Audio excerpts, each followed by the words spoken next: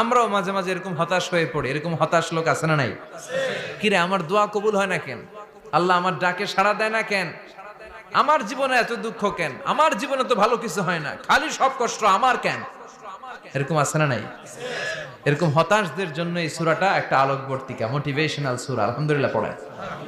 বিশ্বনবীকে আল্লাহ আশ্বস্ত করলেন আর এই সূরাটা নাজিল করলেন আর বললেন ওয়াদ-দুহা, ওয়াদ-দুহা। দুহা মানে আলো, দুহা মানে আলো, প্রভাতের সূর্য কিরণের শপথ।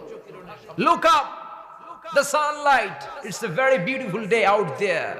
ও নবী হতাশ হবেন না, বেরোন, সকালের সূর্যটা কত সুন্দর, কি ঝলঝলে পৃথিবী, ফকফকে আর তকতকে, দেখলেই মনটা ভরে যায়, ঠিক কি না? দোহা, দোহা মানে আলো, আশার আলো, সম্ভাবনার আলো।